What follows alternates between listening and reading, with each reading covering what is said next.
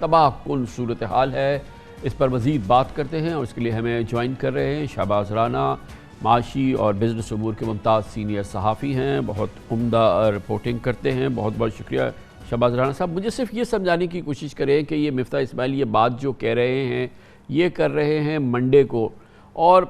Friday کو وہ budget دے رہے ہیں، تو یہ چیزیں جو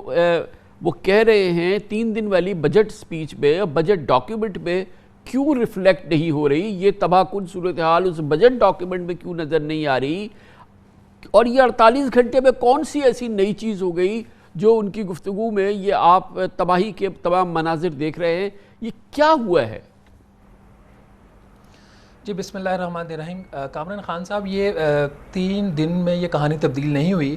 بنیادی طور پر جو 10 جون کا بجٹ پیش کیا گیا تھا، اس بجٹ کے اوپر پاکستان اور IMF کے درمیان جو ہے وہ اتفاق نہیں تھا، اور ایک سٹیج کے اوپر بجٹ پیش کرنے سے پہلے یہ تجویز بھی سامنے آئی کہ آپ بجٹ کو ملتوی کر دیں، لیکن چونکہ ایک شیڈول بجٹ کا اناؤنس ہو چکا تھا تو یہ بجٹ ملتوی نہیں کیا گیا۔ اگر آپ بجٹ ان بریف کی کتاب اٹھا کے دیکھتے ہیں اور اینول بجٹ سٹیٹمنٹ کی، تو اس کے اندر آپ کو واضح طور پر لکھا ہوا نظر آئے گا کہ یہ ضمنی بجٹ ہے۔ یہ پاکستان کی تاریخ میں شاید پہلی دفعہ ہوا ہے کہ جو پارلیمنٹ کے اندر بجٹ پیش کیا گیا ہے وہ ضمنی بجٹ پیش کیا گیا، اور حتمی بجٹ جو ہے وہ ابھی تک تیار ہی نہیں ہے۔ اب 2-3 بڑی چیزیں ہیں جس کی وجہ سے یہ آپ کو ساری صورتحال جو ہے وہ بلڈ اپ نظر آ رہی ہے۔ ایک تو یہ ہے کہ مفتاح اسماعیل صاحب اور حکومت کے جو باقی کچھ وزراء ہیں وہ قوم کو اس وقت ذہنی طور پر تیار کر رہے ہیں جو گیس، بجلی اور خاص طور پر جو پیٹرول اور ہائی سپیڈ ڈیزل کی جو قیمتیں ہیں اس میں اضافے کے لیے۔ جو میری اطلاع ہے یہ جو ڈیزل اور پیٹرول کی قیمتوں میں اضافہ شاید کل ہو جاتا، لیکن میرے خیال ابھی وزیر اعظم جو ہیں شہباز شریف صاحب وہ اس چیز کی اجازت نہیں دے رہے، اور پارٹی کے اندر بھی اس کے اوپر کافی ایک ان کو تشویش ہے کہ یہ حالات جو ہیں وہ جا کس طرف رہے ہیں، کیونکہ ان کا یہ خیال تھا کہ جو شروع میں حکومت نے تیل کی قیمتوں میں تقریباً 60 روپے فی لیٹر اضافہ کر دیا تھا، ان کا یہ خیال تھا اسے چیزیں جو ہیں وہ کافی سنبھل جائیں گی۔ لیکن بدقسمتی سے اگر آپ دیکھتے ہیں کہ نہ ہمیں سعودی عرب سے کچھ ملا، نہ ہمیں ابھی تک چین سے کچھ ملا، نہ متحدہ عرب امارات سے ملا۔ 2 چیزیں ایسی ہوئی ہیں اس حکومت کے ساتھ جو انہوں نے ایکسپیکٹ نہیں کی تھی۔ نمبر 1، جس قسم کی ڈسٹرکشن ہوئی، جس کو لینڈ مائنز میں بھی کہتا ہوں، حکومت والے بھی کہتے ہیں، جو PTI کی حکومت نے جاتے جاتے کی، ایک تو وہ چیز، اور اس سے بڑھ کر ایک جو خیال تھا کہ اگر PTI کی حکومت چلی جاتی ہے اور نئی حکومت آتی ہے تو انٹرنیشنل سپورٹ مل جائے گی، چین بھی نئی حکومت کے ساتھ کام کرنے کو تیار ہو جائے گا، وہ ہوا نہیں۔ اس وقت جو انٹرنیشنل پالیٹکس ہے اور جو جیو پالیٹکس ہو رہی ہے، اور جس میں پاکستان کا کسی ایک سٹیج پہ بلکہ ہر وقت کوئی نہ کوئی کردار رہتا ہے، اس کی وجہ سے بھی پاکستان کو اس وقت ایک جو ہے بھاری قیمت چکانا پڑ رہی ہے۔ IMF جو ہے وہ آپ کو سننے کے لیے تیار نہیں ہے۔ ایک تو اس میں امریکن فیکٹرز ہے، اور دوسرا اس سے بڑھ کر جو پاکستان کے ماضی کے جو وزراء تھے، خاص طور پر شوکت ترین صاحب، ان کی جو کمٹمنٹس ٹو دی IMF تھیں وہ پوری نہیں ہوئی۔ تو اگر میں اس کو سمرائز کر دوں، international geopolitical situation, regional geopolitical situation, ماضی کی جو چیزیں ہیں وہ صحیح طریقے سے اس کے امپلیمنٹ نہ ہونا، اور IMF کا ایک سخت رویہ اختیار کرنا، ان ساری چیزوں کی وجہ سے حکومت ایک ایسی جگہ پہ جا کے کھڑی ہوئی ہے جہاں پہ اب آپ کو اگلے 2-3-4 ماہ کوئی آسانیاں نظر نہیں آ رہی۔ یہ جو ایپیسوڈ اب مہنگائی کی آنے جا رہی ہے، اس کا آپ جس کو بھی بلیم کریں، PTI کو کریں، آپ PMLN کو کرنا چاہیں PMLN کو کریں، لیکن صورتحال اس سے انتہائی تشویشناک ہے۔ آپ کے جو غیر ملکی زیر مبادلہ کے ذخائر ہیں وہ آپ کو بھی پتہ ہے کہ وہ کہاں پہ کھڑے ہیں، مارکیٹس کیسے پلے کر رہی ہیں، اور ایک چیز دنیا کو اس وقت پتہ ہے، IMF کو بھی پتہ ہے کہ یہی وقت ہے کہ پاکستان کی حکومت سے آپ جو کچھ منوا سکتے ہیں وہ منوا لیں۔ تو شہباز رانا صاحب، اس پس منظر میں، اس بھیانک پس منظر میں جو آپ نے سامنے رکھا ہے، 2 چیزیں تو اب ہونی ہے نا۔ ایک تو یہ کہ ایک بجٹ آنا ہے، یعنی کہ ایک نیا بجٹ جنم دینا ہے اس حکومت نے، اور اس بجٹ کے اثرات جو ہوں گے، جیسے کہ آپ نے کہا کہ مہنگائی کی تباہ کن ایک فضا بنے گی، اس کو سہنے کے لیے بھی تیاری چاہیے اس حکومت کو، کیونکہ یہ سیاسی حکومت ہے، اس کے بعد 5 سال تو ہے نہیں، اس کے پاس چند ماہ ہیں، اور پھر جو اس کا جو عوامی رد عمل سامنے آئے گا اس کی تیاری بھی کرنی ہے۔ تو ایک طرف سے پولیٹیکل تیاری کرنی ہے، دوسری طرف سے ایکچوئل اس بجٹ کو نیا جنم دینا ہے، اور اپنے ہاتھ سے ظاہر ہے کہ ایک ایسی ریسیپی عوام کے سامنے رکھنی ہے جس کی کہ بہت میسو پولیٹیکل کاسٹ بھی ہوگی۔ جی بالکل کامران خان صاحب، آپ نے صحیح فرمایا۔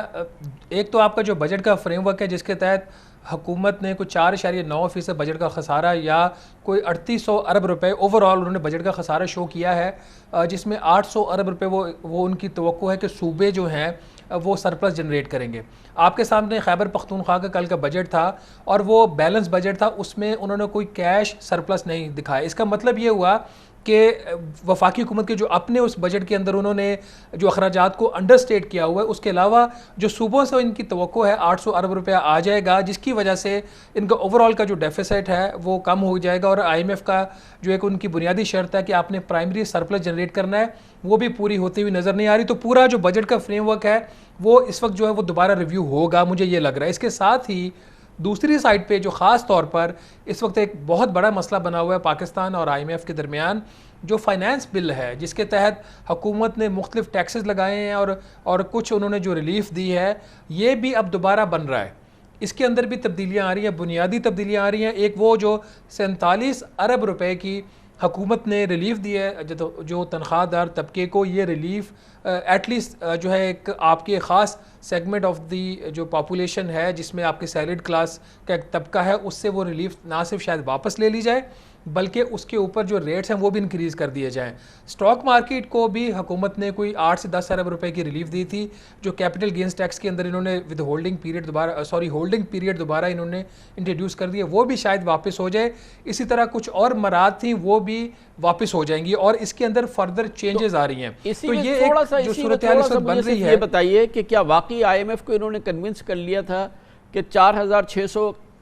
ارب روپے کے خسارے کے بجٹ میں ہم 15% اپنے ملازمین کی تنخواہیں بڑھا دیں، اور اس کے بعد وہ تنخواہیں جو وفاق نے بڑھائیں اور اب وہ صوبوں نے بڑھا دی اور پینشن بڑھا دی اور یہ سب کچھ کر دیا، یہ کیا یہ جو جس کی بکس میں 4600 ارب روپے کا خسارہ موجود ہے وہ اس قسم کی عیاشی کا متحمل ہو سکتا ہے؟ اور قوم کو سختی کی تیاری کر رہی ہے اور حکومت خود جو ہے وہ اس کے لیے کسی قسم کی تیاری کرنے کے لیے تیار نہیں ہے، بلکہ اس کی جو چادر ہے اس سے کہیں زیادہ وہ اپنے پاؤں جو ہے وہ پھیلا رہی ہے۔ جی کامران خان صاحب، آپ نے صحیح فرمایا، حکومت اور آئی ایم ایف کے درمیان جیسا کہ میں نے پہلے کہا، یہ آئی ایم ایف کو کنونس نہیں کر پا رہے۔ یہی وجہ تھی کہ یہ بات انڈر ڈسکشن ہے کہ ٹھیک ہے پھر شاید تھوڑا سا بجٹ میں تاخیر کر دیتے ہیں، تو اگر یہ آئی ایم ایف کنونس ہو چکا ہوتا تو یہ بجٹ کی یہ والی شیپ نہیں ہوتی۔ 15% تنخواہیں تو ایک طرف، جو اس کے اندر مطلب ایک زخموں پہ نمک چھڑکنے والی بات ہے کہ آپ نے 150% جو الاؤنس ہے اپنے ایگزیکٹو الاؤنس گریڈ 17 سے 22 کا بھی ایک پرپوزل کابینہ میں چلا گیا، تو یہ وہ ایسی چیزیں جس سے یہ لگا کہ حکومت سنجیدہ نہیں ہے۔ یہی وجہ ہے کہ آئی ایم ایف بہت آپ کے ساتھ اس وقت ٹف ہوا ہے۔ آئی ایم ایف کا مطالبہ یہ تھا کہ جو تنخواہ دار طبقہ ہے اس کے اوپر تقریباً 125 ارب روپے کا اضافی بوجھ ڈالیں۔ میں شاید بینیفیشری ہوں جو انہوں نے ٹیکس ریٹس کم کیے ہیں، لیکن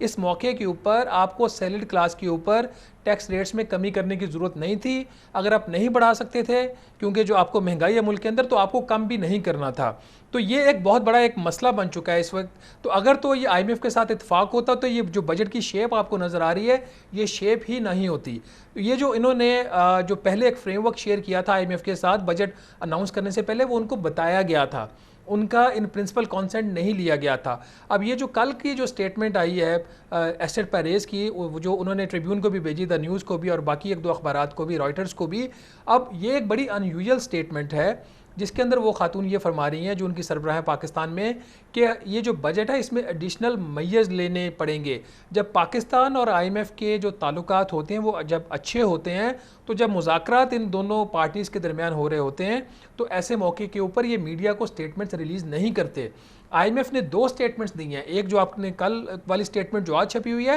اور ایک پچھلے ہفتے انہوں نے ایک جو میں نے ان کو ایک کویسچن بھیجا تھا چائنا پاکستان اکنامک کوریڈور کے اوپر جو انرجی پیمنٹس ہوئی تھی، اس کے اوپر بھی اس نے آئی ایم ایف نے سٹیٹمنٹ دی ہے۔ تو یہ ان یوزل چیز ہے۔ اس کا مطلب یہ ہے کہ آئی ایم ایف آپ سے خوش نہیں ہے۔